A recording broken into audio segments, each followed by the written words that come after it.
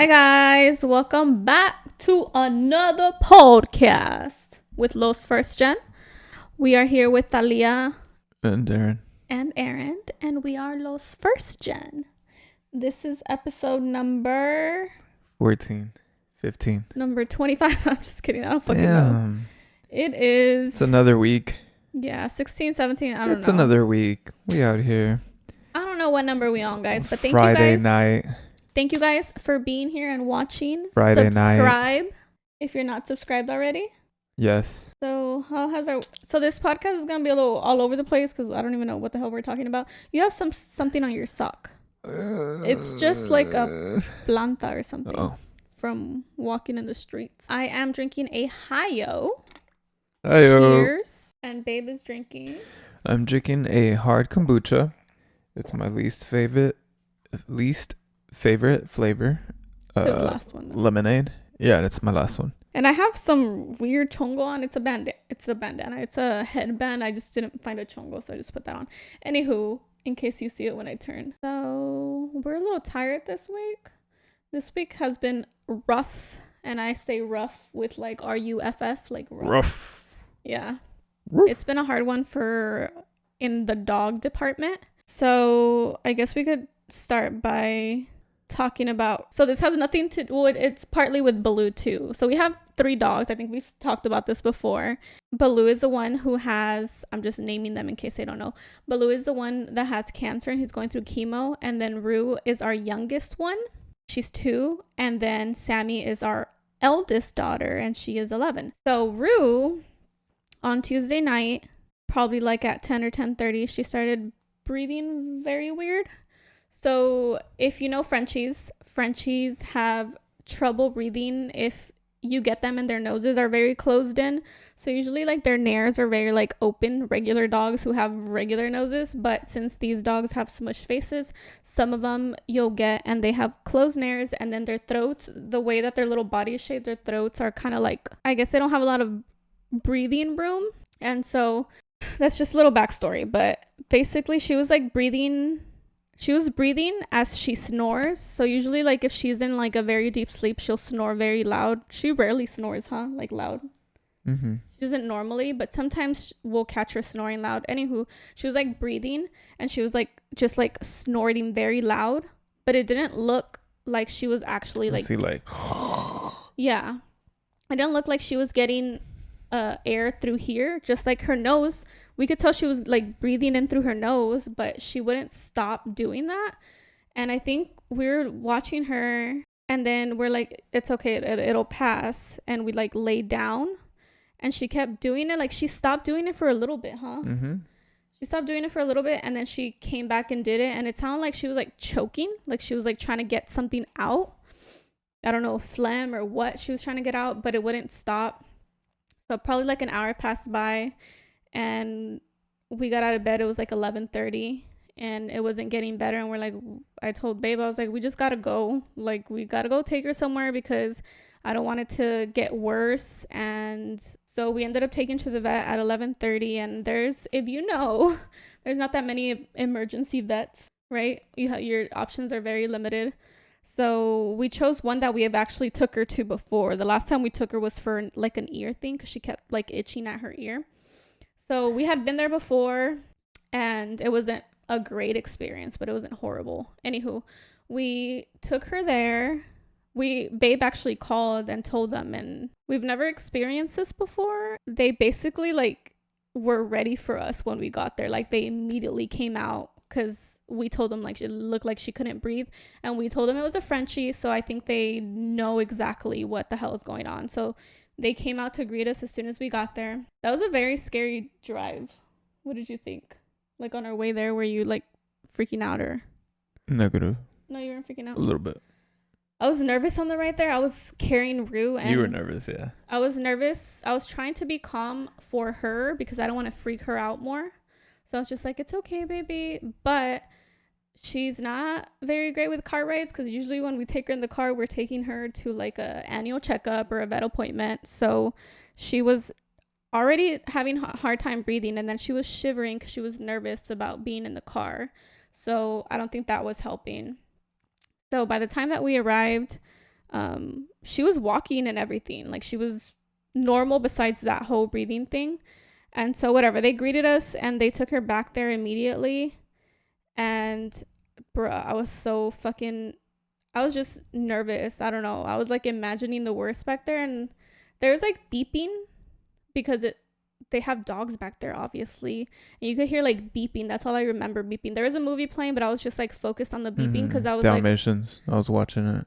I just was focused on the beeping because I was like, are they like doing something to her? What are they doing? Because you just hear beep, beep, beep. I'm sure there's some dogs under anesthesia or something, but I was just focused on the beeping. And then finally they come out.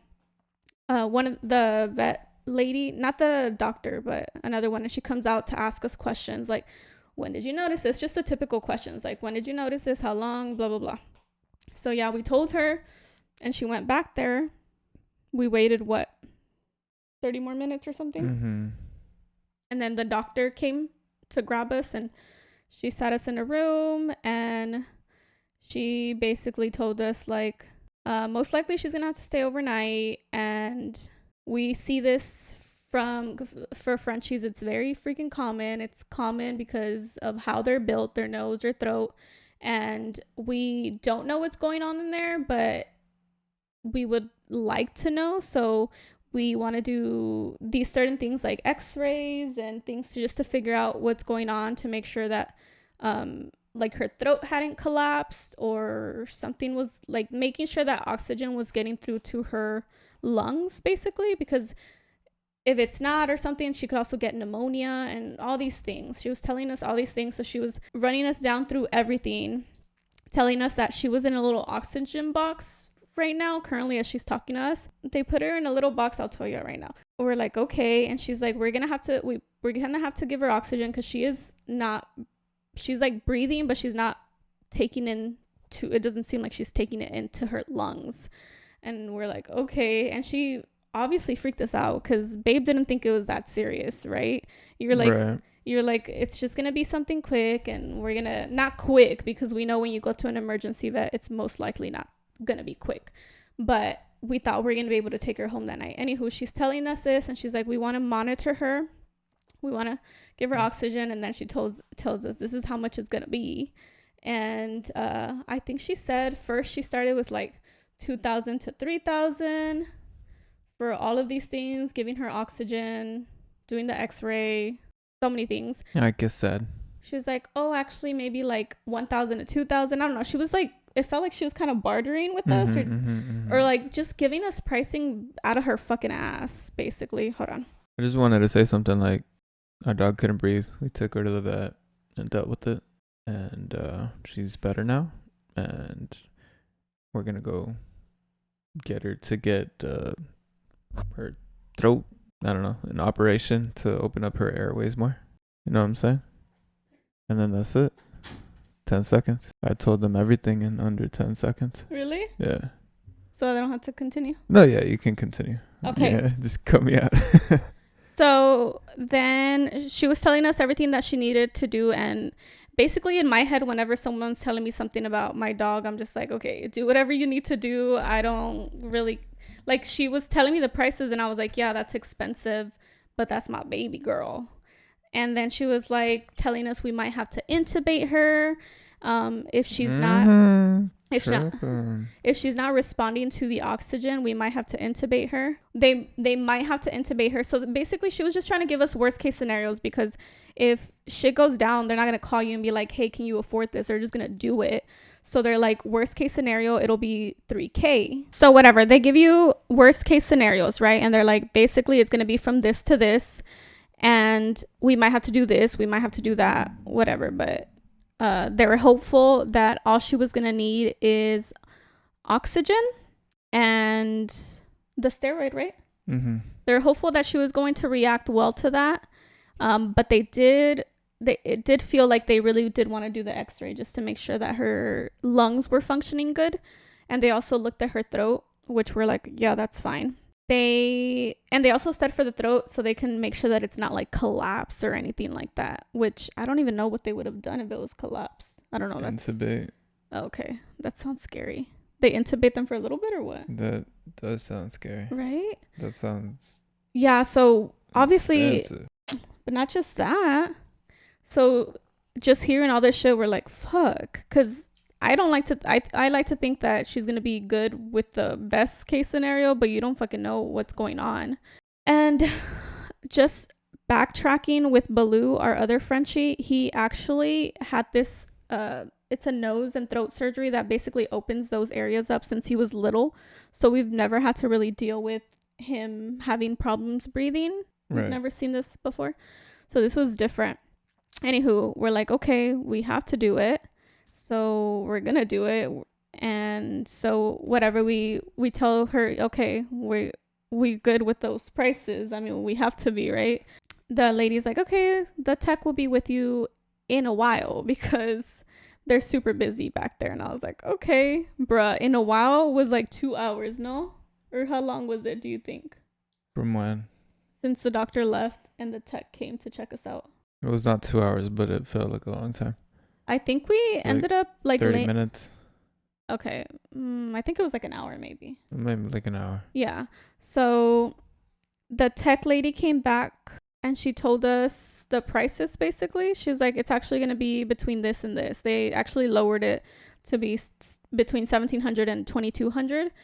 And the doctor had told us before she left, she said, tell the tech that you want to see her if you want to see her before you go so you can say good, like, hi or bye or something. And I was like, okay. So I told the tech lady, I was like, can we see her before we go? And she was like, yeah. So whatever, she got us all checked out because you had to pay the lower end of that, which is for sure you're going to end up paying the 1,700. So we paid that. And then she just told us, she warned us that there was like some trauma going on back there, and Rue was right in front of it. She was like below, so she couldn't see the trauma, but she was like, don't freak out because there's some stuff going on right now that they're working on a dog or something. So we're like, okay. We went back there and it was so sad back there. Guys, if you've ever worked at a vet, or if you've ever been back there at a, like, I don't think it's just emergency rooms. I think just general animal hospitals. Oh my god, those puppies. I saw a pug that looked so sad to be there. Like, he just looked at us like, why am I still here in this box? And then there's another little puppy that was just like passed out. Pobrecito. It looked like he had like arm surgery or something. And then whatever the trauma was, me and Babe were like, we're not fucking looking. I did not want to look. I didn't look. And I went straight for Rue. And oh my god, my baby. She was so sad. She was just sitting there she was in the oxygen box. So it's crazy, you guys, because obviously, probably because dogs are the way they are, she would have knocked a thing like that off of her. So they have little boxes where they just put oxygen in it. And she was in there and that thing was cold. It was just like blowing oxygen. And I got down because it was at the bottom, and I was like squatting, and I was like, my baby. I was like, we'll be back, okay? I was trying to not be so like negative Nancy to her. I was like, we'll be back, baby. It's okay. And I was just talking to her, and she was just like down like this, but it looked like she was breathing better, right? Yeah. Like that oxygen was really helping her, but she wanted to leave. Yeah. She's trying to get out with you. Yeah, I wanted to cry because she wanted to get out of the box, and I was like, bruh, let's just take her. I just wanted to take her with us, but I offered to go back in and get her. yeah, Babe was really willing to go back and get her, but I was like, I just wanted to do the best thing for her, and I just felt like if it started again, we would have had to come back, and I just feel like it wouldn't have been the best choice, in my opinion. I think they're more knowledgeable than we would have been here at home. So whatever, we left, and she was just watching us leave, and then we were on our way home, and we were like freaked out because we read some bad reviews on the website. So we were like freaking out, and Babe was like, I don't even want to leave her there. And he was freaking me out. He's usually the chill, calm one, like everything's gonna be okay, but he was like freaking me out. Well, I just thought they were like exaggerating. I thought they were being todo exagerados with like, oh, we have to do this and we might have to intubate her. I was like, she looks fine. Yeah, he was. But I also and also by reading the reviews, because some of the reviews were saying that they were like giving them like these crazy prices, and they're like, I don't think my dog even needed that or something like that. But his fear was that they were gonna intubate her and like she didn't even need it or something.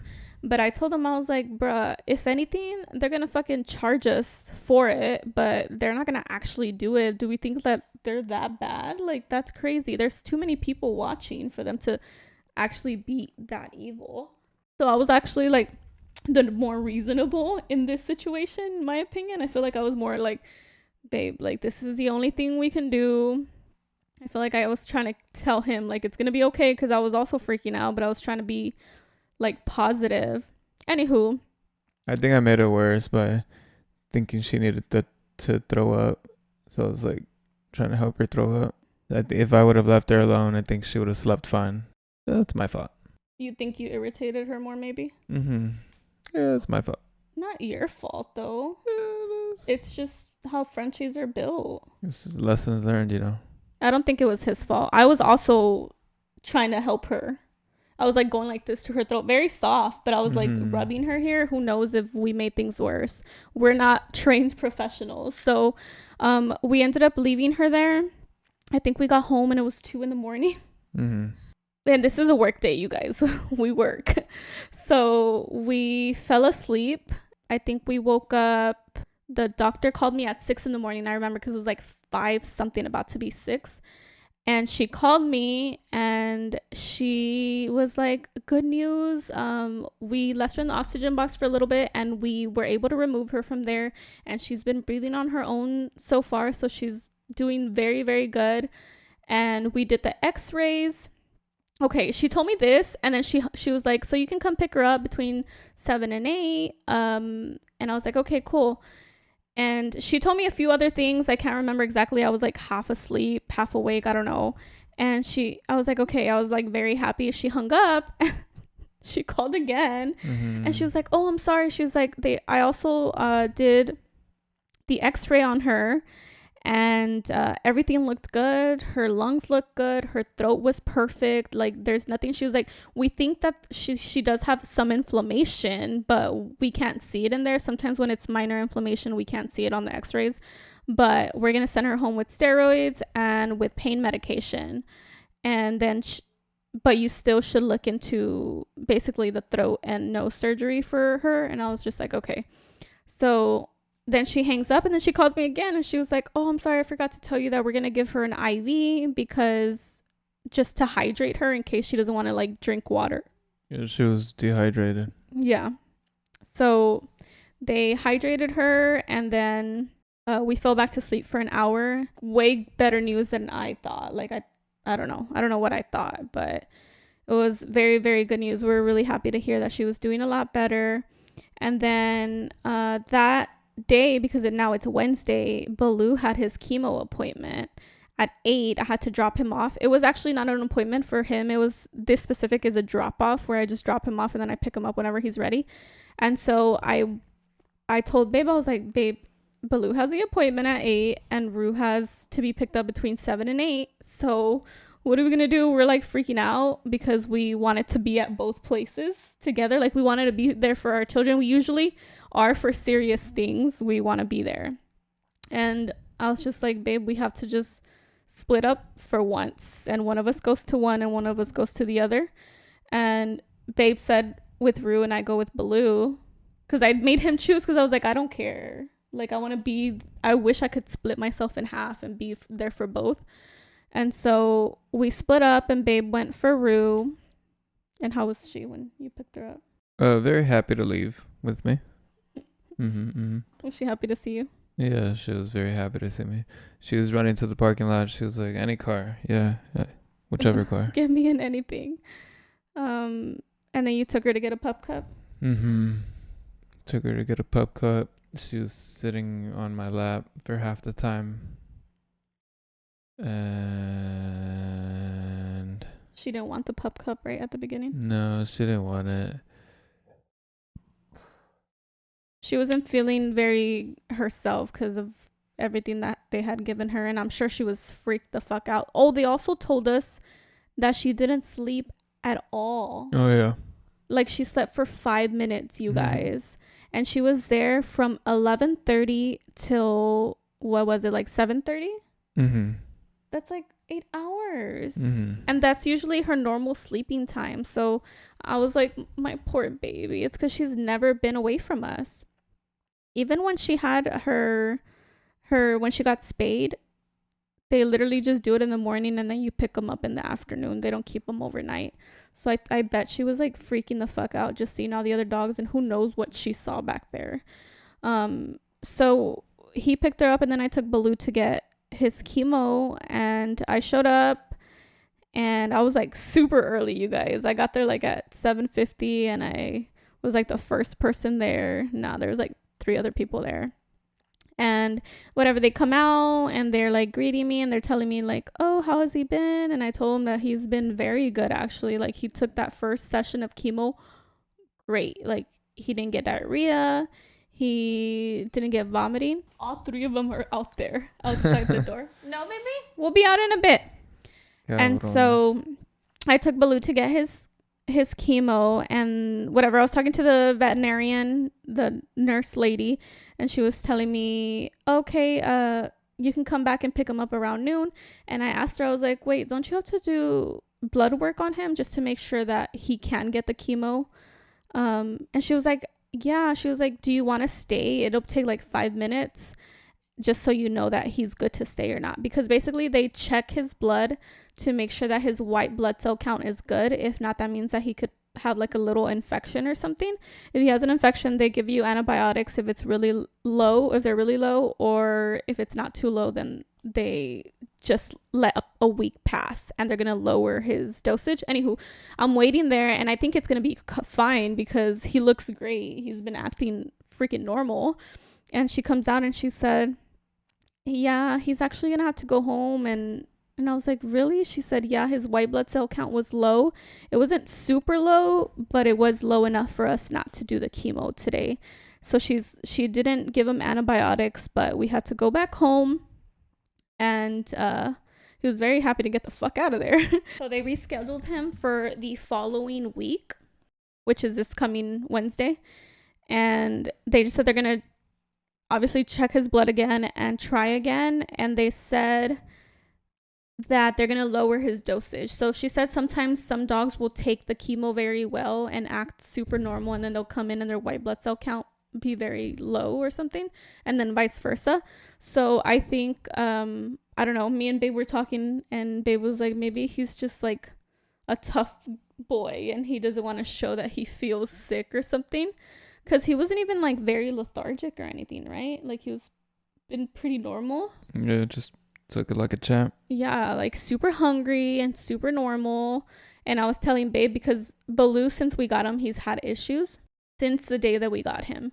And so I was telling Babe, that's his normal, like to feel like crap. So he just like pushes through, which is really sad if that's his normal, right? It's really fucking sad. So yeah, that's our dog situation. Also, I want to mention, if you're watching this and you've been wanting a Frenchie, don't get a Frenchie. No, do not.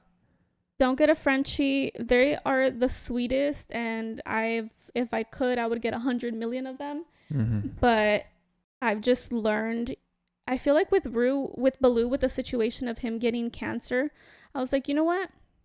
I was like, it was like a fluke. Like, we maybe got a bad litter or something. Like, the breeder wasn't great. She didn't check their stuff to make sure that she should be breeding them, whatever.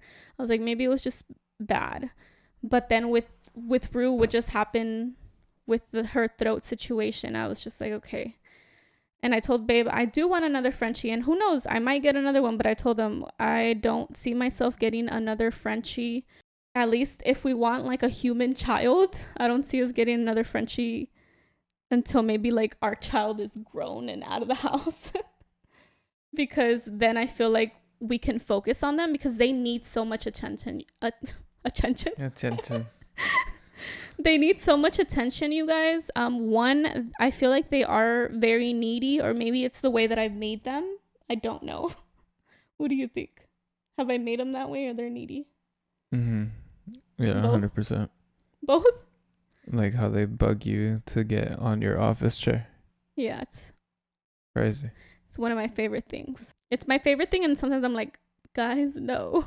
They are very needy, one. And if we really need to write down how much we spend, and this is not to show off at all, this is to tell you guys how expensive it is to have a Frenchie or any dog that is very, also the vet told us an English bulldog is also very bad just because of smush faces. I think pugs can also be expensive because of their faces. I don't know that they're as crazy though, like I don't think they have allergies like the pugs do, but because of their smush faces they also have that breathing issue.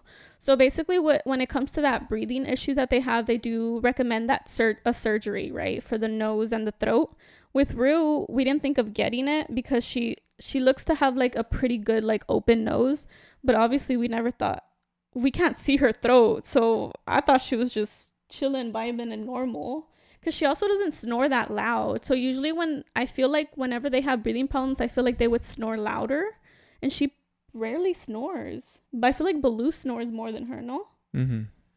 So, I don't know. But we're here to warn you. I feel like how much do you think we've spent on Baloo? Like an estimate? A lot of money. You don't want to say a number? A lot of money. Like a car, maybe? like a used car, yeah. Yeah. Like a nice, decently used car. Yeah, I think we spent like a nice, decently used car, like a Honda Civic. Like 2 luxury vacations. Yeah. And that's what we spent on Baloo.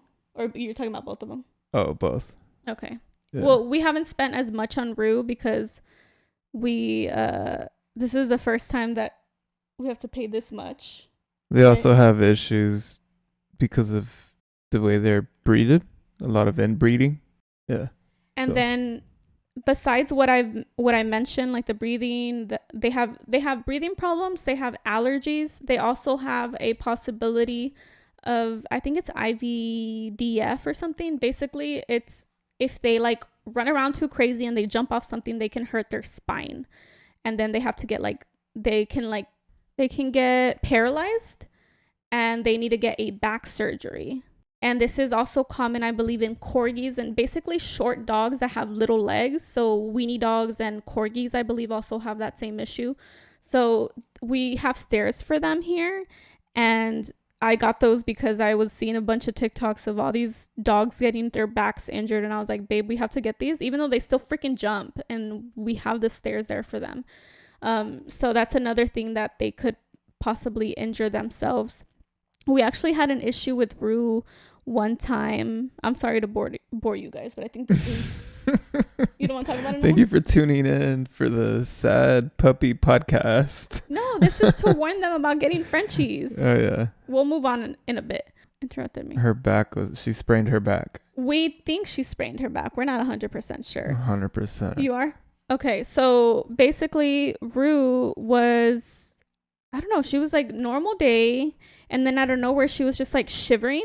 And I was like, what the hell is going on with you? Like shivering, like she was scared of something. That's the only way to describe it, because when she goes to the vet, she was like shivering.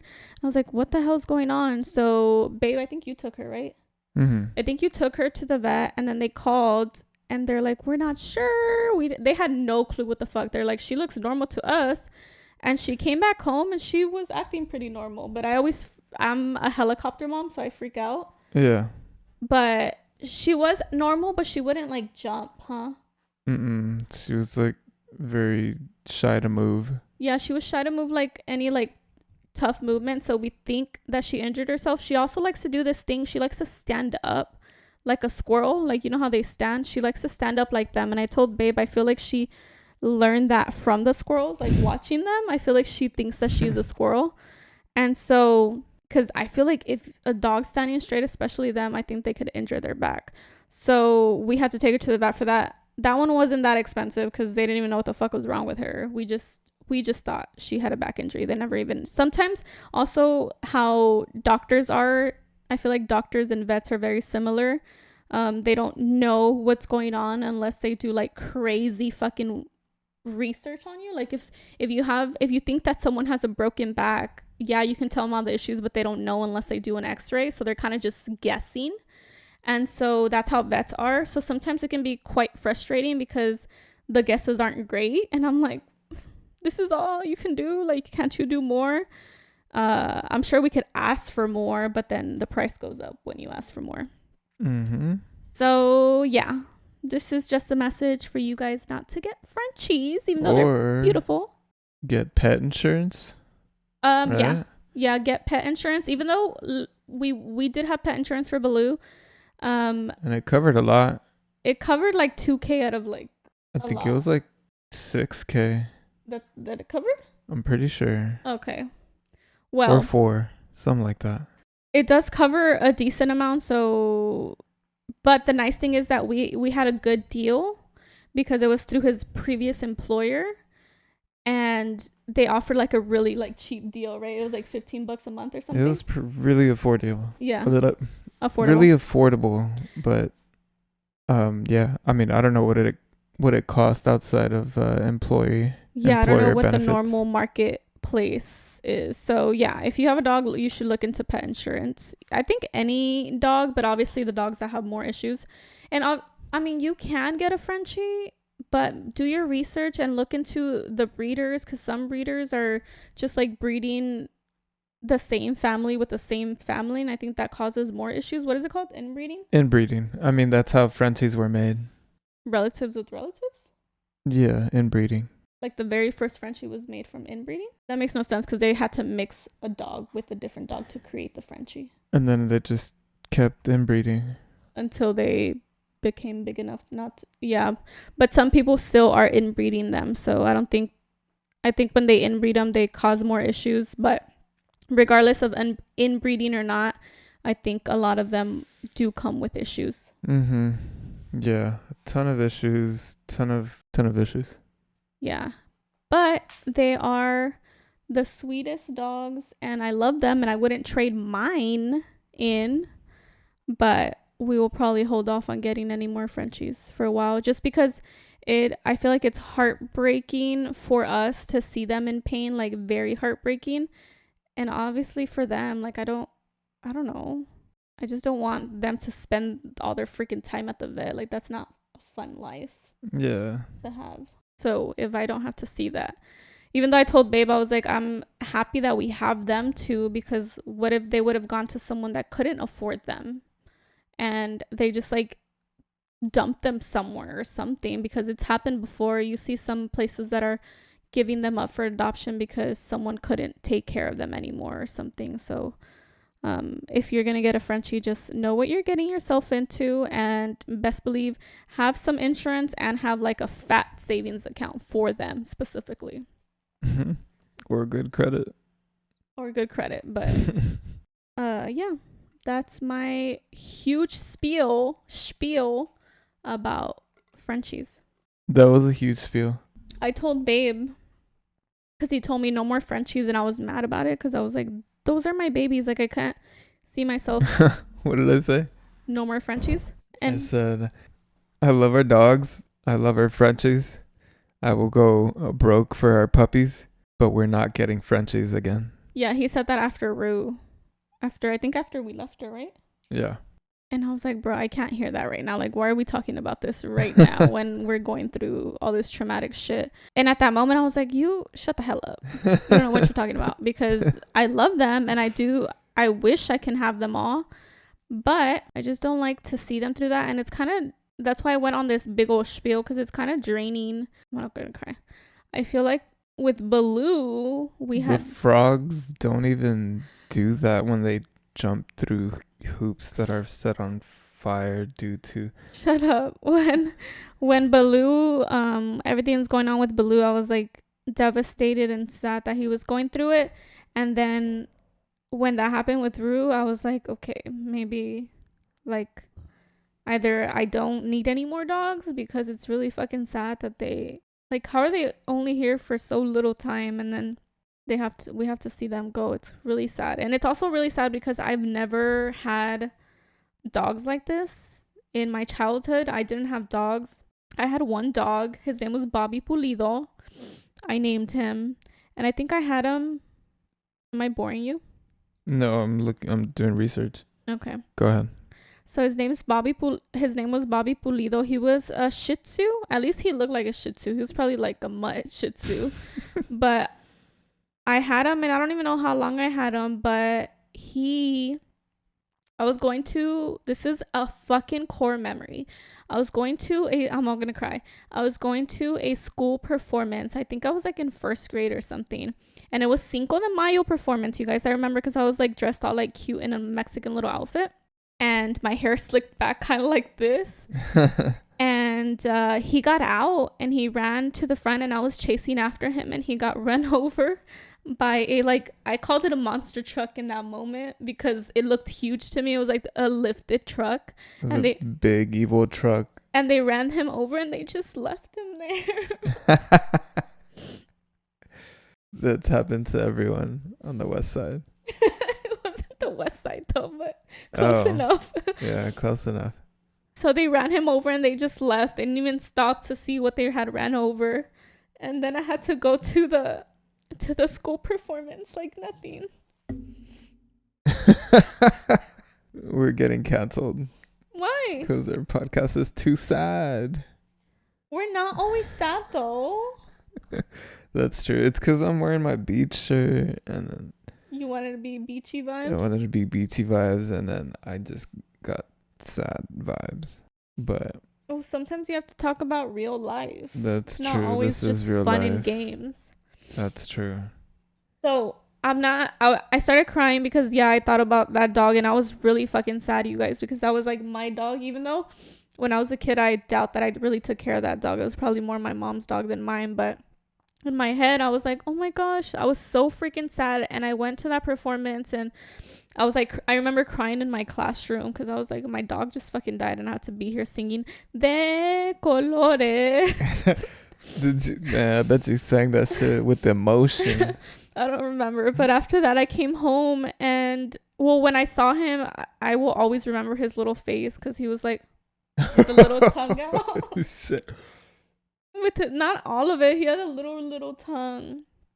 And when I left, he was like still breathing a little bit. When I got back, he was gone. And On the street? No. My parents took him back. Oh, You know that last bedroom that my dad made, the last one. Uh-huh. Well, that wasn't there. It was like it wasn't fully closed off. Right. It's just It was a there. techo? Yeah, there was a techo, and I think it was like starting to get closed, but they basically put his little body there, and he was like not alive anymore. And then I was just crying, whatever. And then the next day I went to go look because I was like, maybe he's awake again. Mm-hmm. And he was gone, like completely gone.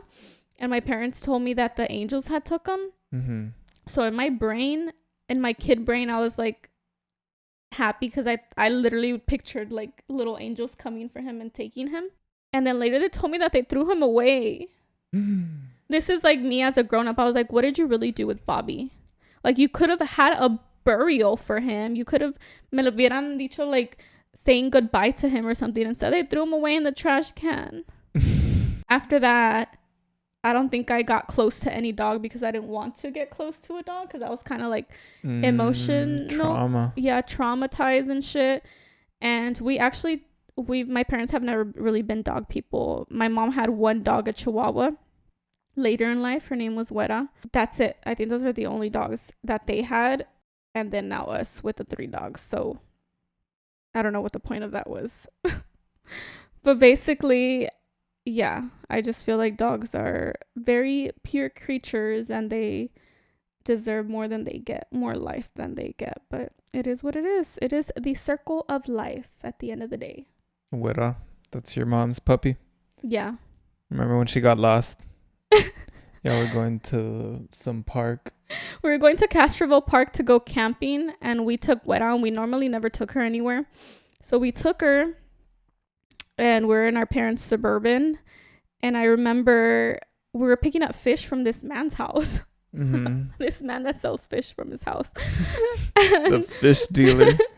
And we were picking up fish from his house, and then we had Weta with us, and then we took off, and we arrived at the park.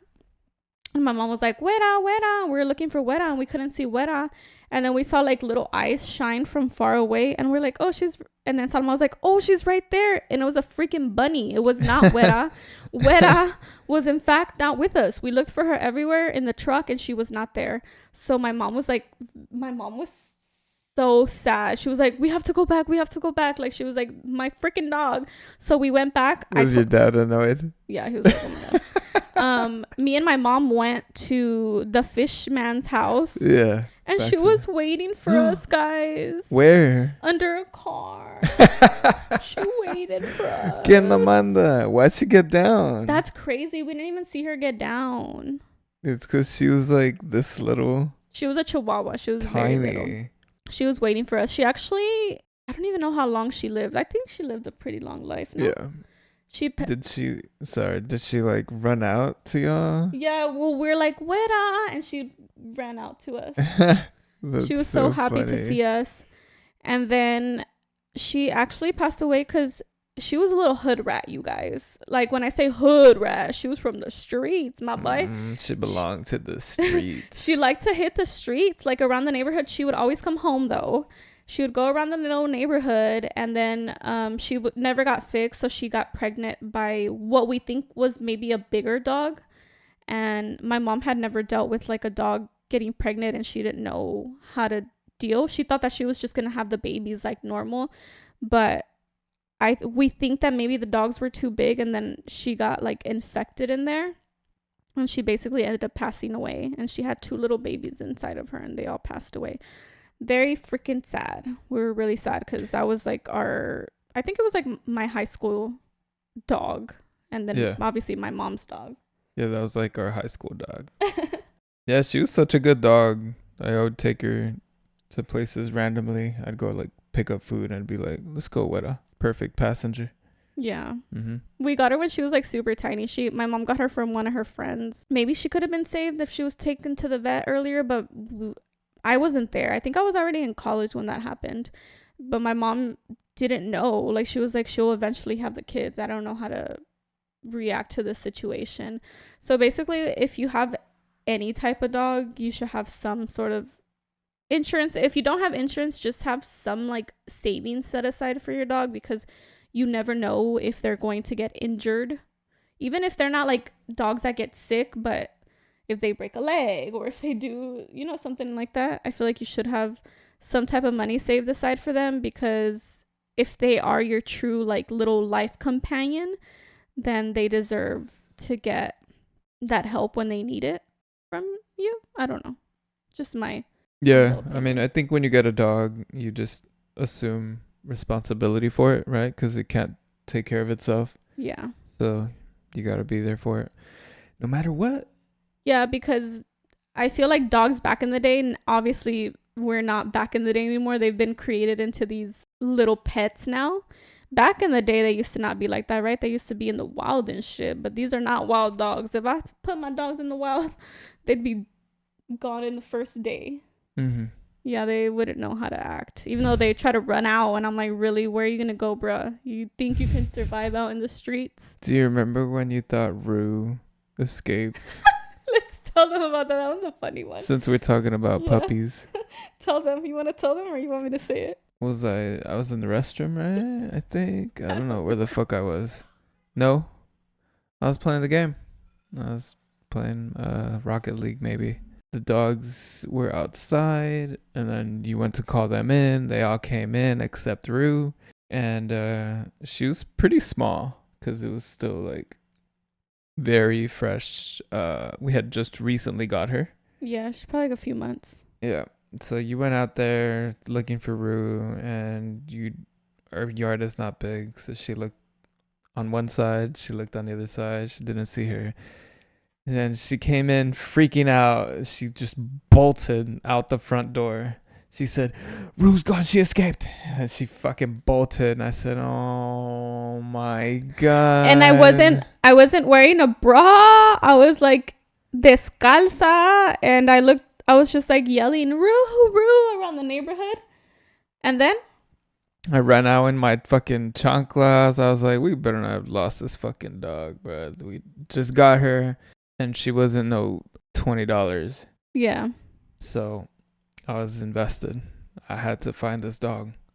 Yeah, so And, babe went one way and I went the opposite way. And we kind of like uh, met in the middle and we said we didn't see anything. And I was like, and he was like, go back home and see if yeah, because she's. our neighborhood is no outlet, so there's only one way. So I wanted to cover that end first. Yeah, because that's the outlet. That outlet is what worries me because there's an outlet and it goes straight into the fucking one of the busiest streets ever. And so my fear was that she was already fucking, what is it? Whenever they get run over, road meat or what is it? Road meat? No. You eat that? No. Roadkill. Sorry. I don't fucking know. Fucking road meat. No. And so that was my fear. So whatever. Babe was still over there and I came back home. And I came and I went back in the backyard. Mm-hmm. And guess who's just laying on the patio? Guess who's just laying on the fucking patio? And then you started crying. You're like, oh my God. You're so funny. I started crying and I hugged her and she was all, what the fuck? This is like the first time she experienced me crying. She was like, what's I wrong don't even with you? like you. At this moment, I don't think she liked us that much. No. So when we first got Rue, it's funny because she was so attached to our other dogs and she was not very attached to us. Like she was like, humans, ill. Dogs, yes, they're my people. And so she wasn't very attached. And I think in that moment I was like hugging her and kissing her and I was like, my baby, crying. And she was like, bitch, get off of me. But anywho, she was there. So what we think is that she was hiding behind one of the trash cans. Not hiding, but like they like to like go and like explore back there. And she was probably just chilling back there or behind the AC or something. Mm-hmm. And I just didn't see her. Crazy, because if you thought she was missing, you would think like that you already looked. Crazy. You know what it was? It's because I had already like in my head, I was like, there's like this little hole like towards the front right here. And there's like a little hole. And I was like, this bitch fits through there. And I had thought about that because I was like, we need to fix it. And I had forgotten to do that. And literally like that day after, I didn't see her. But bruh, I still be thinking that they run out because they don't listen to me. Because I'm like, come on kids, inside, and they don't come. So I literally take my happy ass and I look around and then I'm like, get over here, because I see them. But sometimes I be doing that shit to them and to me. Or there's times where I think you let them in and you didn't tell me or I didn't hear, and I'm out there looking and they're inside. I'm all stressed out just looking for them in the backyard. But yeah, there's been some funny stories with them. And when she ran out the garage door, you went chasing after her. You like threw Sammy's leash at me. You said, Bruh, the little one, this is again Rue. She ran out because we're coming back in, right? mm-hmm. We're coming back in with Sammy and the door was left open, I guess. I mean, not even that long. And this bitch booked it straight out the fucking house. I fucking took off. I was fucking running and I fucking fell on my ass. You're bruh. running fast. I've never seen you run so fast. I fell on my ass because there was mud on the street and I slipped and I fell on my ass. Oh my God. It was so painful. like a baseball slide. Bruh, it was so freaking painful. What is it called? My tailbone? Uh-huh. My tailbone, I was like, bro, no me puedo mover. Like, I felt like I couldn't move. And I was like, ow. I was like yelling. And Rue looks back at me. And she's like, oh my God, my mommy's hurt. She already liked me by this time. Yeah. She was like, my mommy's hurt. And I was like, oh, Rue. I was like making it more exagerada because I wanted her to come to me. So I was like, oh, Rue, me duele. And I was just like that. And she came to me. Yeah, when you fell, I was like, fuck, I'll laugh later. But damn, that shit looked like it hurt. Yeah, it hurt. He had to like help me walk. It was bad. And I told him, I was like, I don't think it's ever been the same because when I sit too long, me duele that area. And he said, well, everyone for sitting too long. And I'm like, girl, it is not the same because I used to sit for long periods of time and that shit didn't hurt. Yeah, so, I almost ran past you and said, wait right there while I go chase her. You should have. I mean, if... Well, she stopped. So I was like, oh, she's going to come back to her aid. Yeah, she came back and she licked me. She's like, Mommy, are you okay? And I was like, baby. And then I was like, pinche huerca, cabrona. Cagona. Do we have any Baloo? Baloo escaped one time too from the from this house. Was it one time or twice? Sammy too. Bro, they don't like being here apparently. Imagine. They think they're better off out there. I don't fucking think so. They sneeze and they're at the vet. Yeah, Baloo freaking ran out and you chased after him, no? Yeah, fucking chased them to the other side. And so they're barking at some lady. He's about to attack her. He's like, I told you I'd come back. Fucking asshole. I guess we've never talked about Baloo, but I don't think we should mention though that he likes to bite people. He does like to bite people.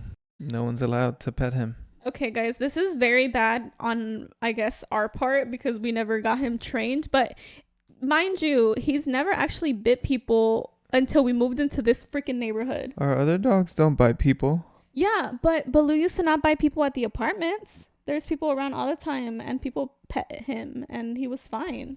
So it's this neighborhood. I told Aaron that I think that Baloo thinks that this entire neighborhood that we live in, because it's not that big, I feel that he thinks that it's his.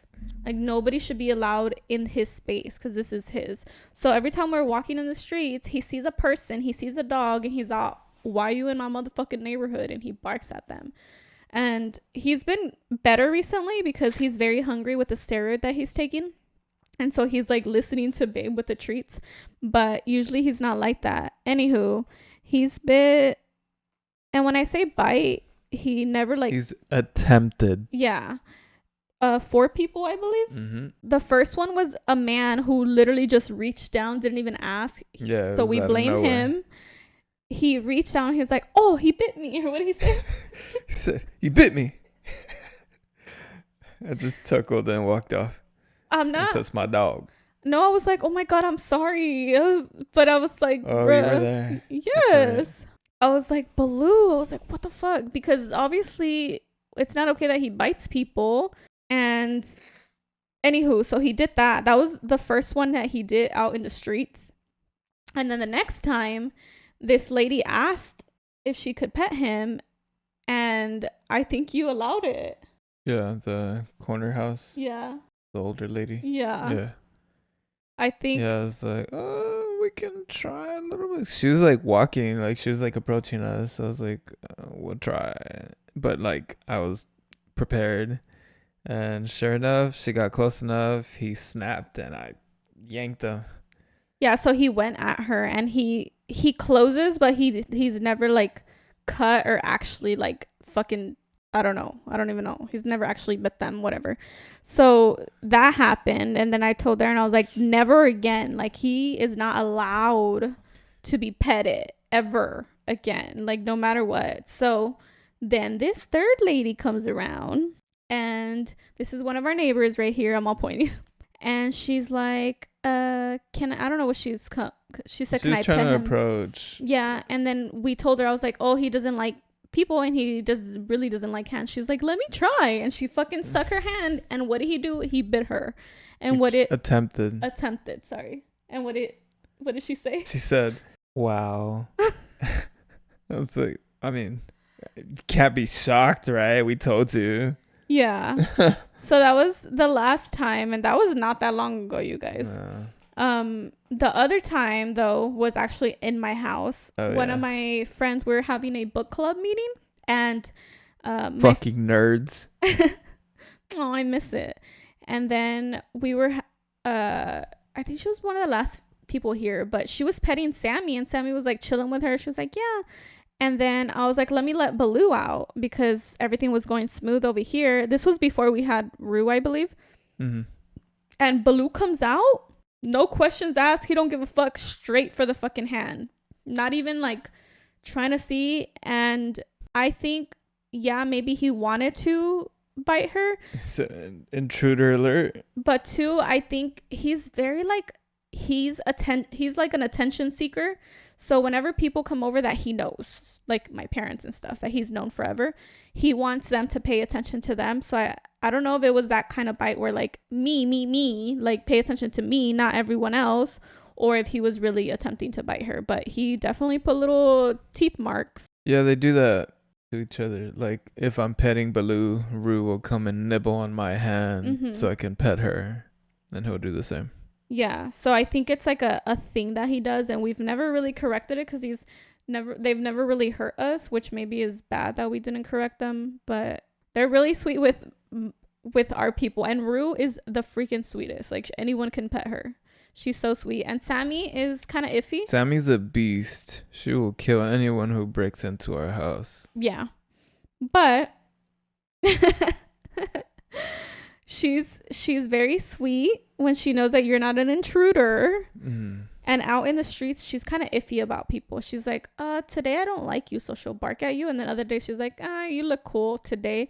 Yeah. But I don't think we've actually let anyone pet her. Or no, I just don't. No one's actually asked to pet her. She looks scary. Yeah, they're like, let's not pet her. To the Frenchies, everybody wants to pet them, but not to her. We literally spend every day and night with them, so we have so many more stories. But I'm sure y'all are already fucking tired of this podcast, and I'm sorry, but this is...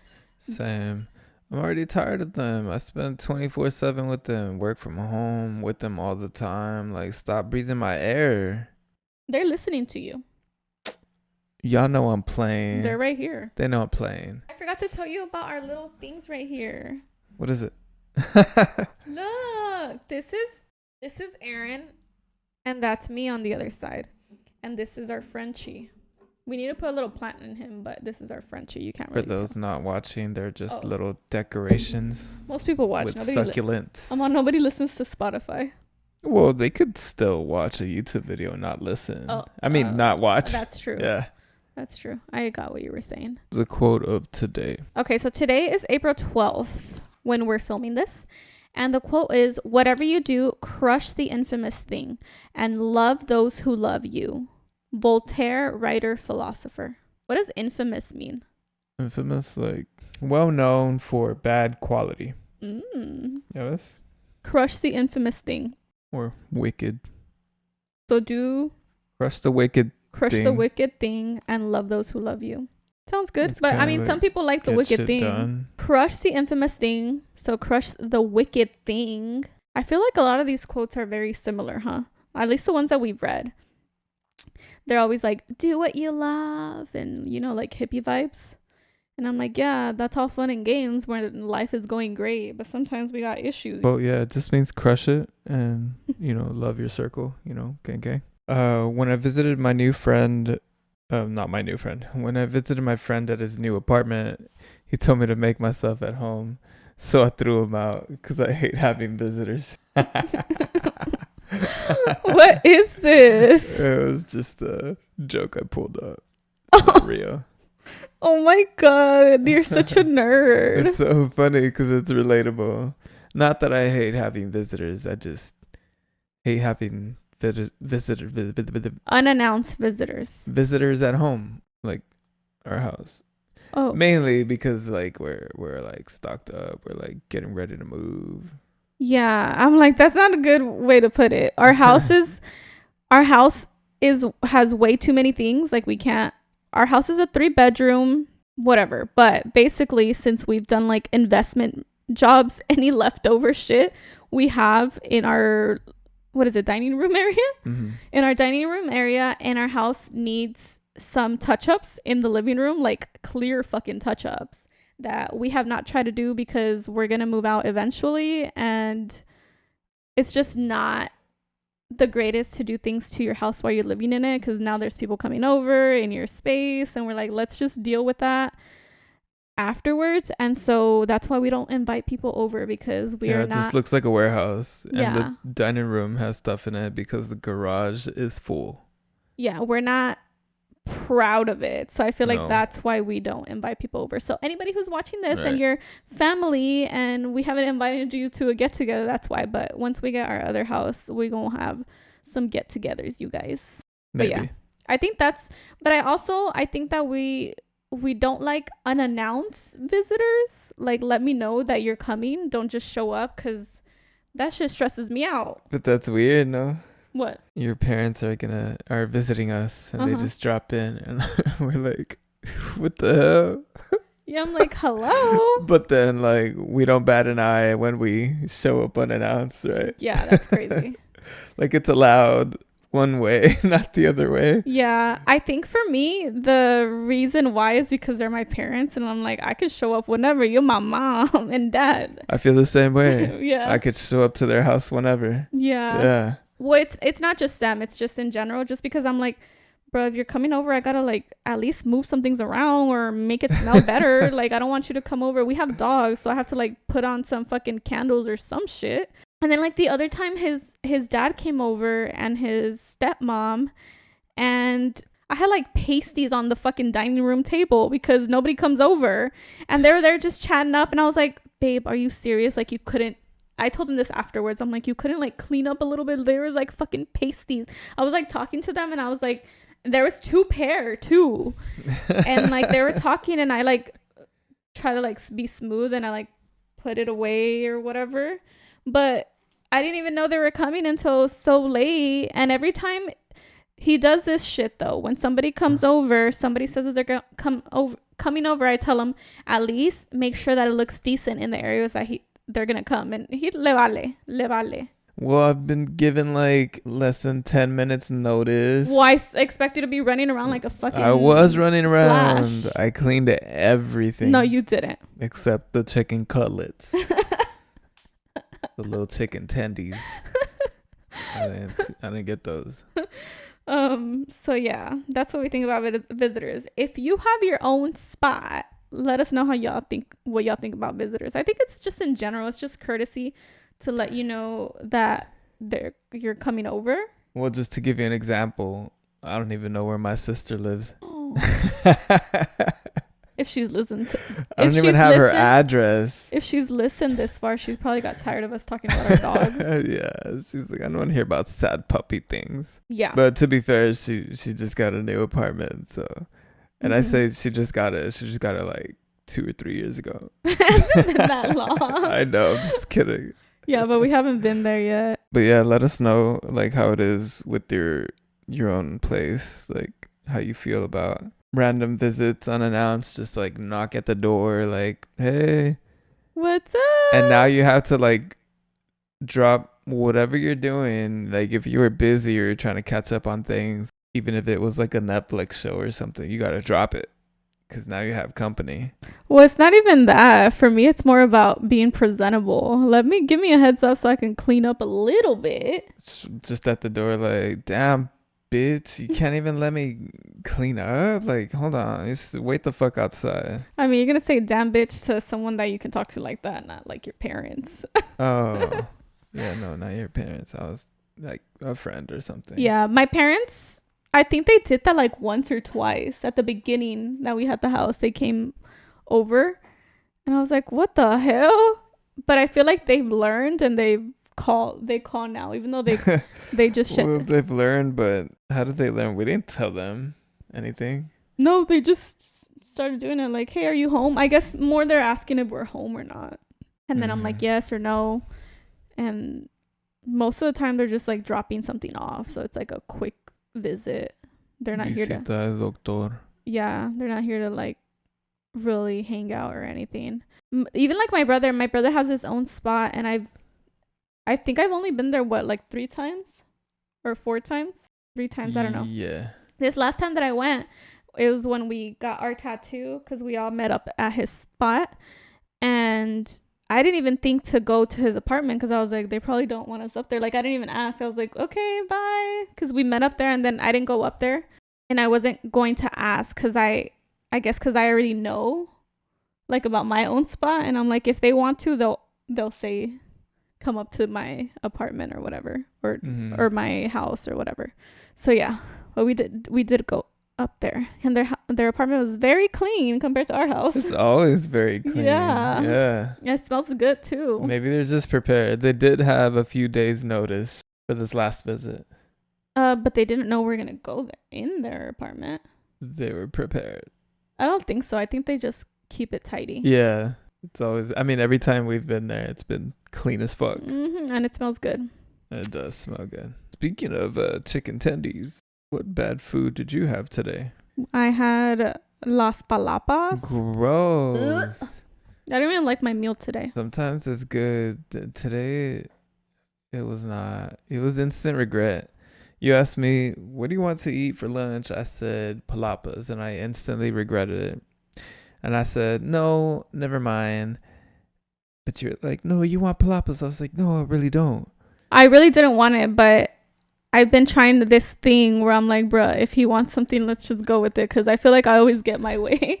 So. And I legit tried to change it 3 times. Yeah, but I thought that's what he really wanted. And I didn't want him to change it for me. I just thought I'd say something bad or something that she wouldn't want. That way she can counter. I didn't want to counter. I didn't get a counter. I didn't want to counter you guys because I feel like I like to choose a lot of the time. So I'm like, I want this. And he's like, okay, that's what we're getting. I don't mind that. Yeah. But this time I'm like, you choose, because I've been choosing. Like last Friday we had pho. If I had it my way today, we would have probably had pho. So that's why I was like, you choose. Picked up. Huh? Picked up. No, I wanted to eat there. Pho for takeout? No. Gross. Ooh. I don't like pho. I've tried it like twice. I've tried it twice. I just don't like it. Now, take me to Kung Fu Panda. Only people with exquisite taste like pho, and you're not exquisite. Take me to Kung Fu Panda. You like the greasy stuff, that's why. You're a greasy that monster. pho was pretty greasy. It was not as greasy as the Kung Fu Panda. Maybe not as greasy, but I could definitely see the grease. I saw the grease in your shit. In Kung Fu. The second time, not the first time. I didn't even see the grease the first time. Oh shit! I forgot to tell them about me going to the doctor too because of my stomach. So you didn't tell them about your stomach? I had already told them that my stomach was hurting and that I was gonna go to the doctor. So it's just an update. What's the update? The update is that they gave me medicine. They gave me medicine to take, and I am having an ultrasound done on my stomach. So that's fun. They're doing an ultrasound on my stomach and on my knee because I've had a bad knee for many years now. I think it's been like 2 years. So basically, if I do like a squat, not when I go down, but when I come back up, me duele esta rodilla. So they're going to do a little ultrasound there to see what the hell's going on. Not that we can afford to do anything with it, but at least we know. At least we know. You need a robot leg. All right. And then for my stomach, good to know. For my stomach, they gave me a pastilla that's supposed to, like, if I have an ulcer or something in there, it's supposed to fix it in the next 6 weeks. And then if it doesn't fix it, like say I get off of it and the pain comes back, then I have to go to a gastro doctor. But they're also doing an ultrasound to make sure that my gallbladder looks good and whatever organs are up here, that they look good. Make sure that they're not, like, I don't have rocks or como? Stones. Yeah, stones. So I don't have stones or something. You gotta stop eating rocks. Bad for you. And yeah, so that's like old people problems over here. Bruh, for real. My knees too. Like, it sucks to walk every day. Yeah, that sucks for him. I feel bad. They've just hurt. They've hurt for a long time. I feel like I'm just so used to the pain. But I would like for it to stop. And I don't know. I think it originates from my feet. I think so too. Because my feet are special. Oh, the people like don't know. My flat feet. Babe has flat feet. Actually, I meant to tell you that a long time ago, whenever you were talking about your knees, that I was like, is it coming from your feet? Yeah, I told you this. That it would, like, the pain would radiate and it would hit my knees and then... Do you think it's because you need new shoes too? Yeah. No. Well, we need to go get you new shoes. Okay. So basically, he has flat feet and walking on like cement or asphalt or like anything not regular terrain, dirt or grass, it just hurts more. Yeah, and we walk on fucking asphalt every day, so that doesn't help.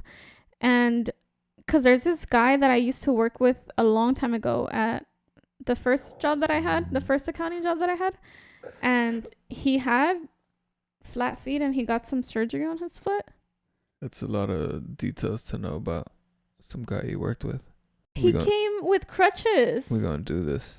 Shut up. We're doing this. You know that his wife and him work there together, stupid. Anywho, he came in with crutches one time and somebody asked him, and then I talked to the wife. Anywho, He had flat feet, but he only got surgery on one foot. That's weird. So now I don't. he only has one flat foot. Well, see, I didn't ask him. I don't know the details of like what surgery, like what they did to the foot. Like, do they make him get like a little dent, or because like he had like this whole thing like all the way up here. I'm assuming because it's coming from the foot, you need some support everywhere. I don't fucking know, but it was like a whole thing. So I'm like, I wonder if he got like only feet or maybe knee and foot. I don't fucking know. But yeah, that sucks, babe. Yeah, so I think I'll finally go to the doctor and be like, my knees are shot. I'm afraid of them to be like, I mean, you need fucking robot knees or robot feet. I'm gonna be like, that kind of sucks. So I'd most likely just deal with it. Yeah, but you know they're not gonna say. Such is life. But you know they're not gonna say robot. Well, yeah, I mean like fucking screws and metal plates and shit. They're gonna go through airport security and ring the alarms. That's gonna be annoying. I mean, if I need some screws on my knees, that too. And it just sounds so painful. Like, why do I gotta trade my current pain for that new pain? Like, I might as well keep the current pain. Yeah, but you don't know. No, I don't know. Yeah, like that's probably gonna help the pain. I mean, that's why they would do it. They're not gonna do it if it's gonna increase the pain. The point is for them to make your life better, not worse. Yeah. But obviously, there's always possibilities with surgery that something can go wrong. So you need to choose your doctors wisely, I guess. Wisely. You a fucking cyborg. So yeah, we might be, the next time you see us, we might be coming in as robots. We'll both have robot legs. Beep, beep, beep. Meet more. But yeah, because I hate this name because I'm just trying to do a squat, girl. I just want to do like a regular schmegler fucking squat, and I can't do it. I hate it too. Because I make you used to pop, lock, and drop it. Now I pop. Now you just pop. No, I just drop it and I stay there, down. I don't come back up. I just drop and drop. You're like, come back up. So the pill has been helping my stomach, so that's been a lot better. I think I told you, I guess, the other time that the reason for it I thought was fiber that was like fucking up my stomach. My stomach hasn't gotten that pain anymore since I started the pill, so who knows, it may have been an ulcer, or she said it could have been my stomach had too much acid in it, which I don't know what the fuck that means. So it's too acidic. So yeah, but I'm like, how the fuck does that happen? So that pill is supposed to like level out your acidity. But I asked her, I was like, girl, I don't want to be on this medication forever because I already am on a medication forever. And that's my thyroid medication. And she's like, oh no, this is just a 6-week thing. And I'm like, okay. And I was reading that like it's like one of them liver affecting pills. Yeah. So I was like, this is great. So I also, which brings me to, I can't drink for 6 weeks since I started my pill. So huevo, I can't drink. I was supposed to be able to start drinking in May. Not that I was going to start May 1st, but maybe like a glass of wine here and there, but now I can't. So we got our $100 back. I don't know if you recall from previous podcasts, but Talia and her sister had an agreement, no drinking. If you break the rule, you owe each other $100. Mm-hmm. So initially, we were celebrating the closing of our property. We went out, we drank, and we offered to pay. We ended up paying the $100 so you can celebrate properly. We got them back. We got the $100 back because her sister drank. So woo woo. We got our $100 back and more because she drank another time and she owes me $100, but you gotta pay up. It's gotta hurt. It but has to hurt. I mean, it's almost over for the drinking, so I'm sure she's happy about that. That's the challenge. It's almost over, girl. No more. You can't be like, oh, no, it's okay. More. Nope. And the other challenge is the the red dye chips. So that's right. Flaming hot chip we can't have, which we haven't done, so that's good. So I know this podcast wasn't like a full-on freaking topic. I mean, it kind of was, right? Dogs. It wasn't a planned podcast. It was just like we're just running our mouth. I usually like to like plan a little something, but I feel like with the week that we had, this is just real life and this is what's been happening. This what's been on my freaking mind. So I'm sorry if this was a boring one. I promise the next ones will be better and a little more planned. But what was I going to say? I did want to talk a little bit about politics. I've been watching a lot. So if you don't care about politics, I guess you can exit. But here is what I have to say, because my views have changed a lot since the last time that I've been like talking about politics. I think I mentioned it on one podcast that I was like, bruh, que no quiero votar por este and no quiero votar por este. Like, I'm so done with both sides of it.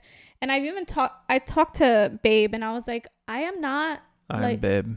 I'm not a Democrat and I am not a Republican. Like, I don't believe all of one thing, and I don't, or what is it, not believe, but I don't stand on every single thing that a Republican says, and I also don't stand with every single thing that a Democrat says. And so I'm like, I don't know what the fuck that makes me, an independent, whatever the fuck it is. I'm definitely not like a liberal. Like, I don't want like fucking, what's that? I don't know, but I think I don't know. Like, I don't want, you know how a lot of people get in that for all of us to have like, I think it makes us a socialist country, basically. So if everyone has the same amount of money and everyone basically starts at the same spot, like nobody has more than the other, everybody has the same amount, it makes us like a socialist country or whatever. And that's definitely not what I want, because I do feel that when you work hard that you should be commended for that. So if you bust your fucking ass going to school, or you bust your fucking ass running your small business or your big business and you make it big, like you bust your ass to get to where you want to be, I don't think that everyone should make the same amount. Yeah, so kind of like the American dream. Yeah.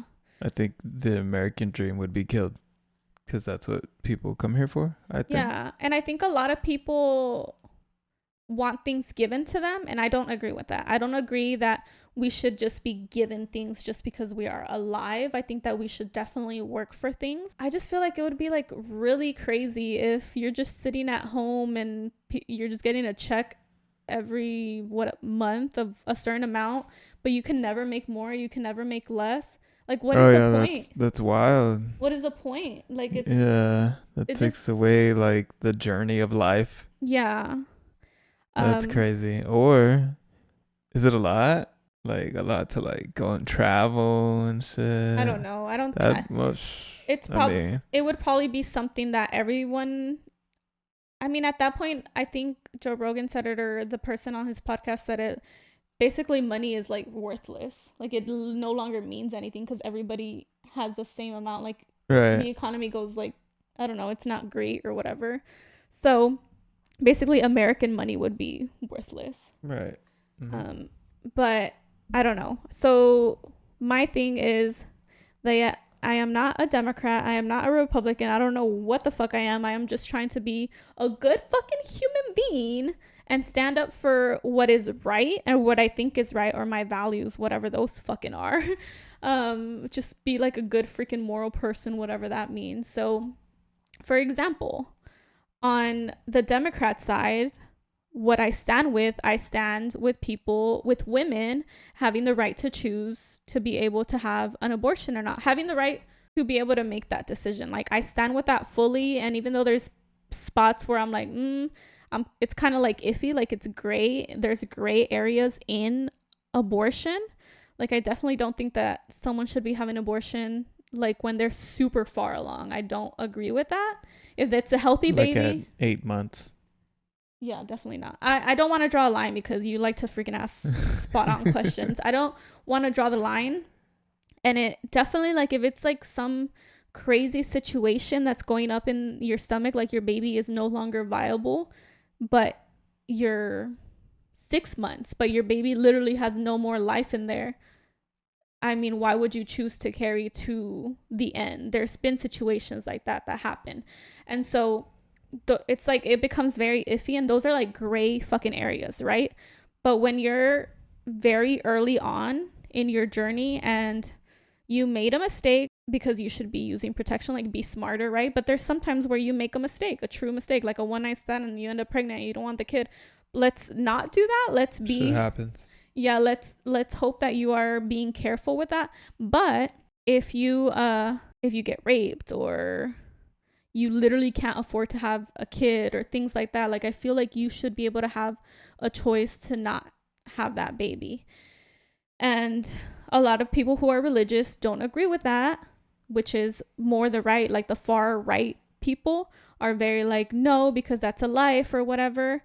And those are things that I don't agree with, right? With the right. But then the right has things like guns. Like I do feel that we should be able to have guns. What is that? We have the right to bear arms. I'm trying to figure out how many emo kids it takes to screw in a light bulb. None, because they all sit in the dark and cry. I hate you.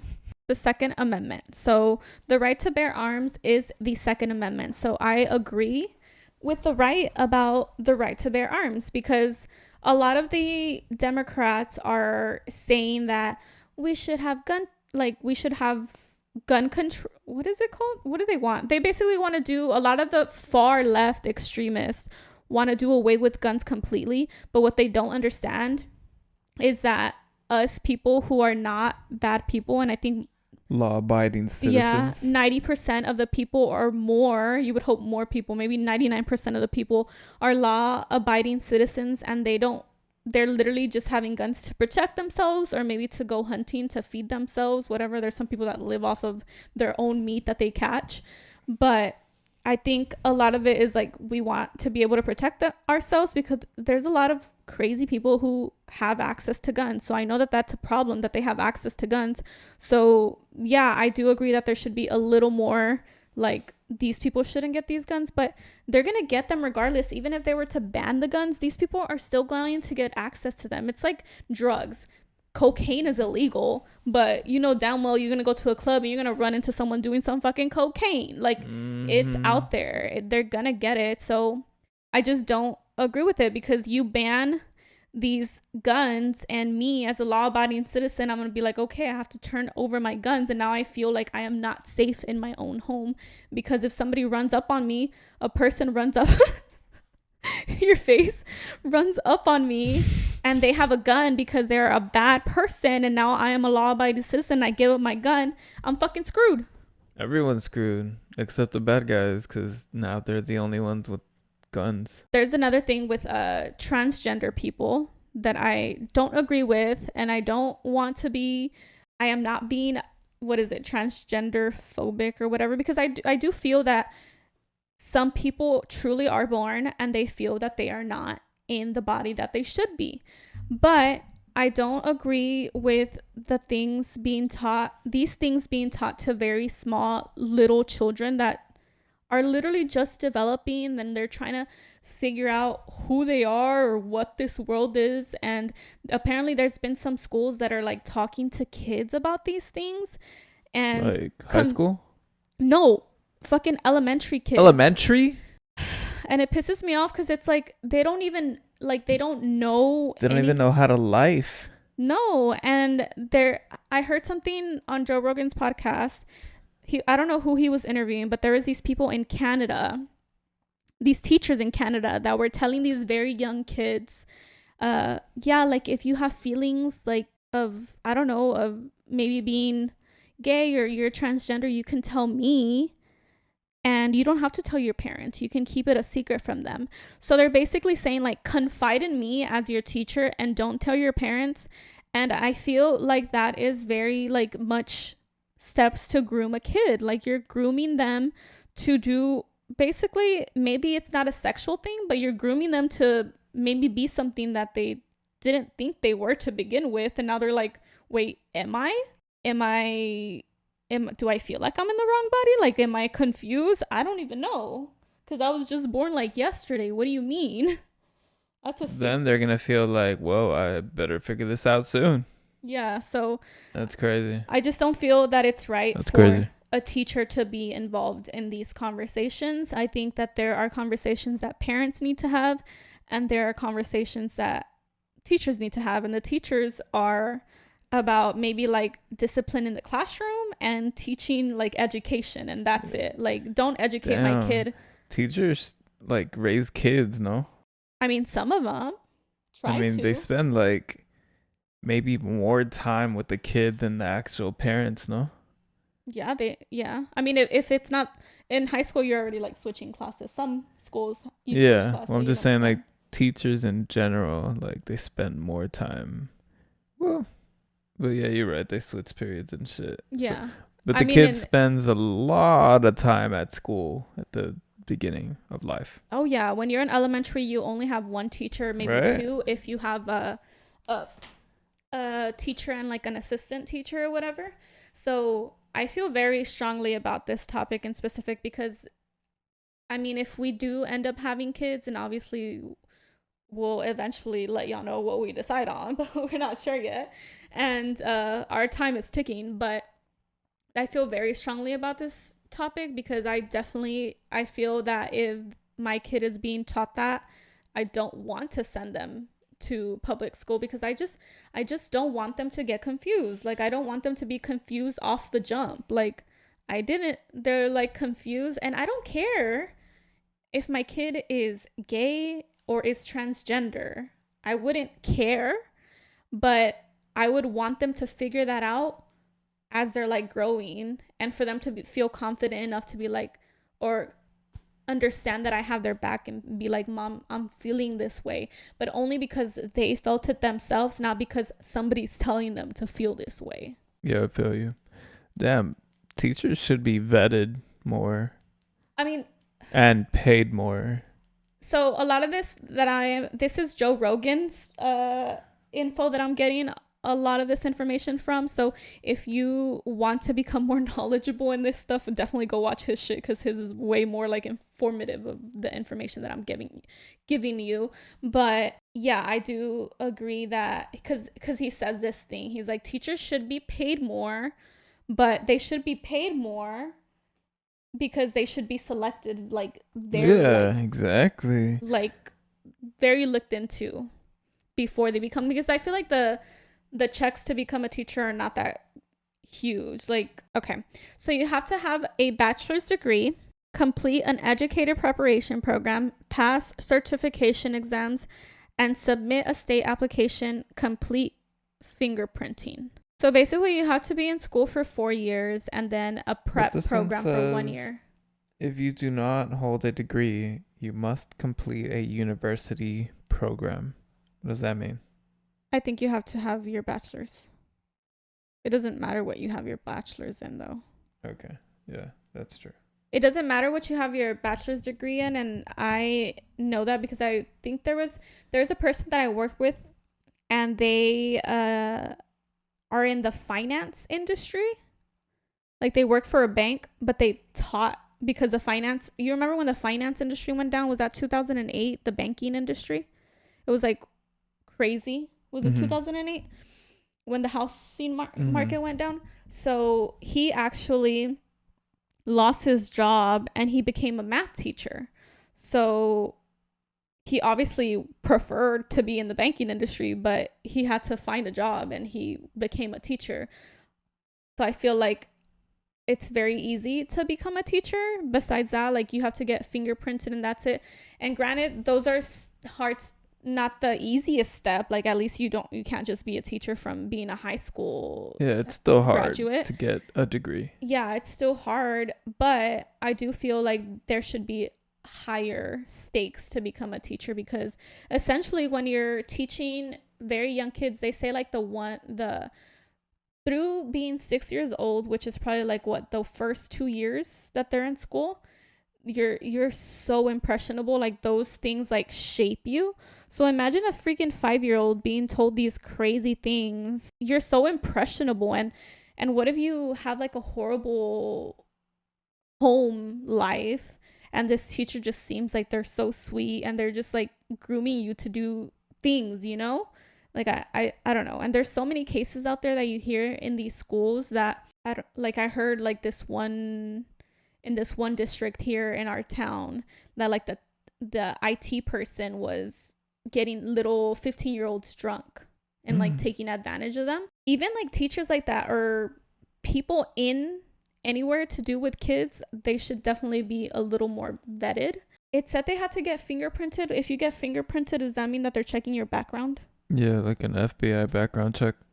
But a lot of these sick fucks don't even have shit on their record yet. So they just get in there. Not that some teachers aren't even like in, like they're not being disgusting like that, but they're just teaching things like this because say they're super far left, like they believe that this is the right way to go or whatever, and they're teaching them that specific, all those things, because most likely they're in their curriculum now. Like these are things that the school says you should be teaching about transgender, and I'm like, bruh, this should not be in the school curriculum. Like what the fuck do you mean?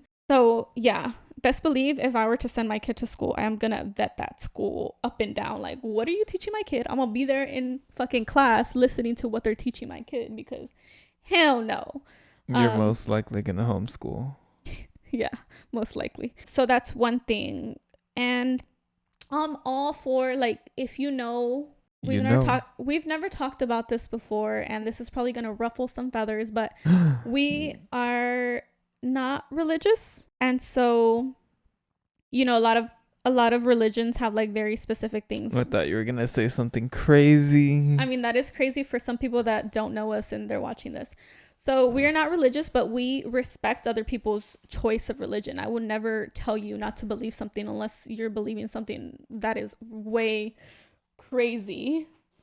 Yeah, I believe that everyone should be good people. Yeah, well, that's it.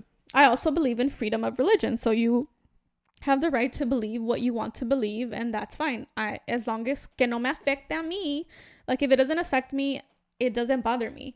And so what was my point to this? Oh, so when it comes to religion, there's obviously a lot of things that are said in some religions that are like bad to do or whatever. So there's some religions that don't accept people who are gay. I don't care. I don't care if you're gay, live your life. I don't give a fuck. And if my kid was that, I don't care. It would be a little harder for them, and I would help navigate them through that, but I would love them regardless of what they are.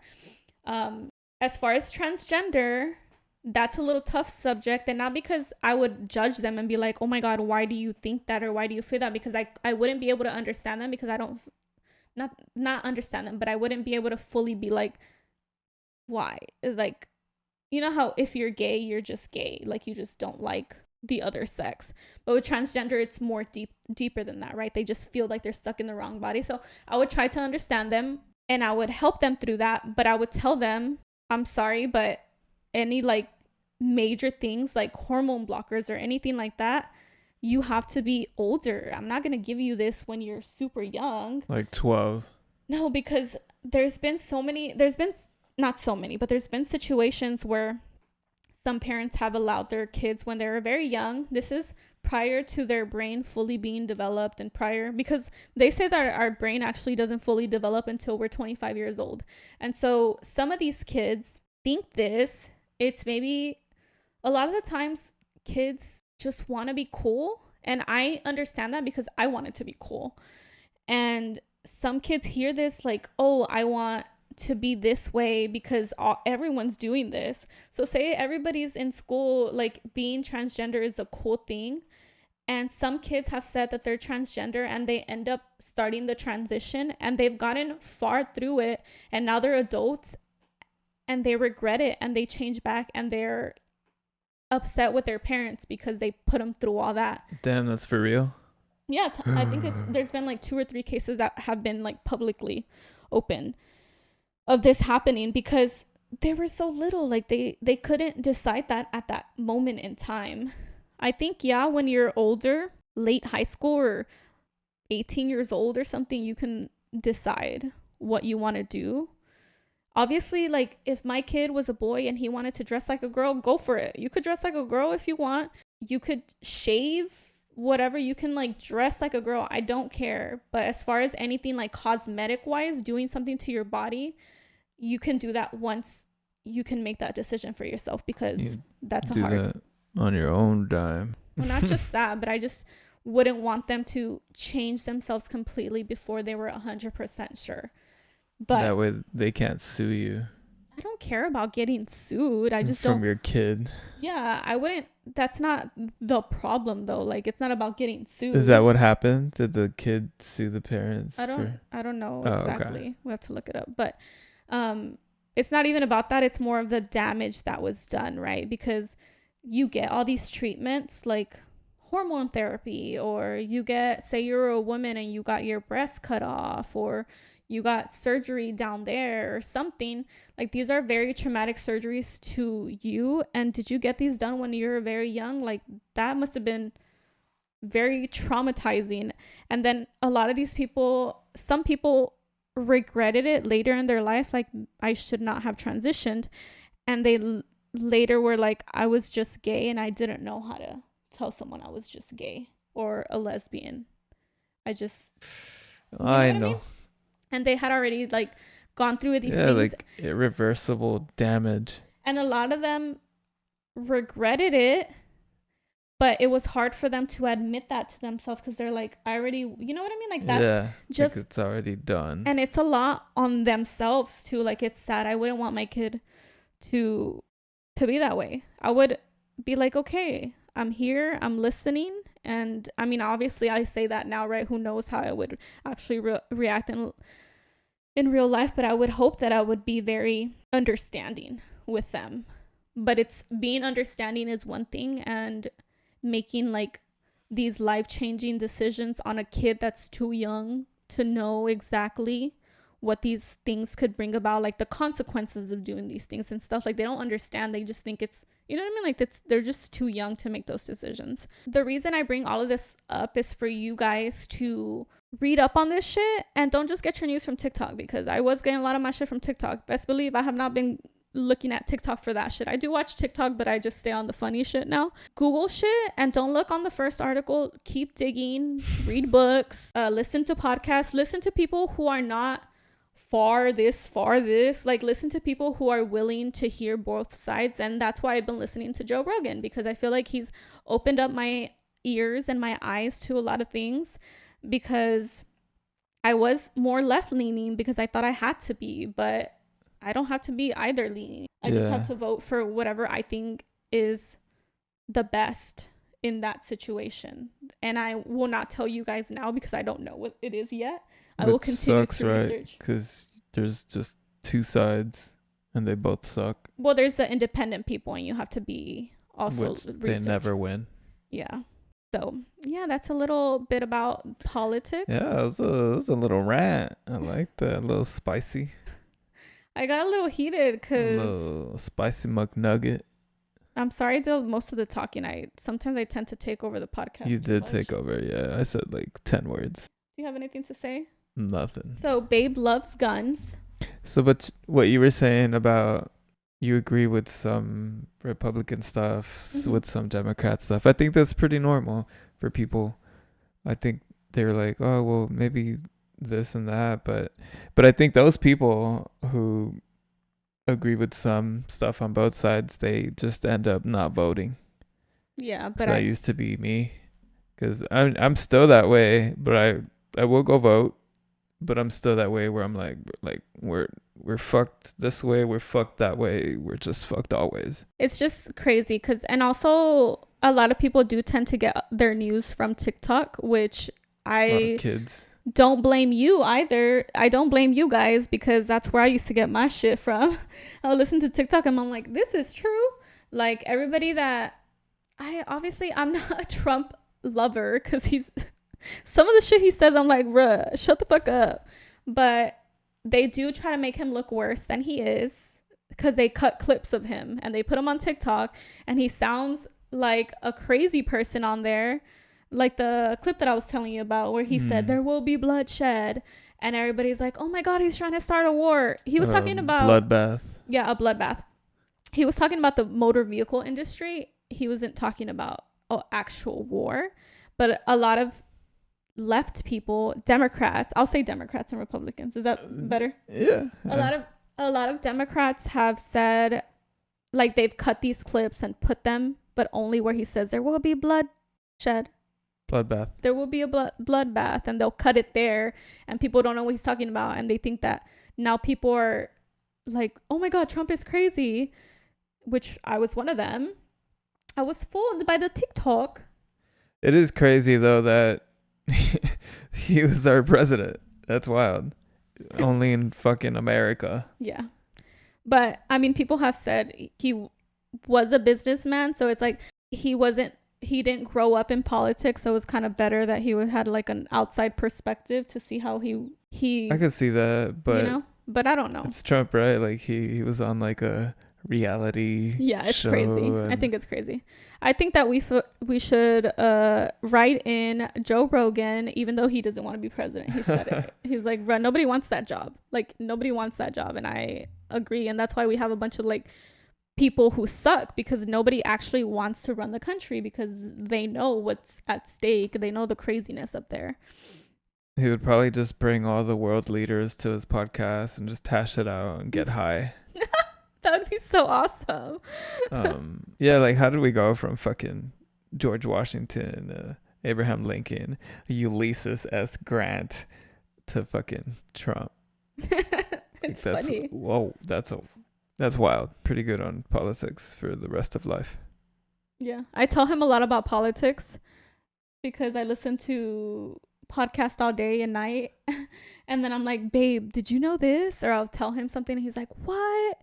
And so a lot of this stuff that I've been saying, he's probably heard already. So he's like, whatever. What? And I just want to keep y'all informed because I don't want to give y'all bad information, because I have given y'all like probably misinformation at the very beginning of the podcast of how crazy like against I was Trump or whatever the fuck. And I don't have a preference. And right now I don't know what I'm going to do and who I'm going to vote for. But I do feel that we are in trouble. And I think for real, because people crossing at the border, there's been 33,000 Chinese people that have crossed the border, and they have bought up land all around our military bases across the country. They bought up land right near our military bases.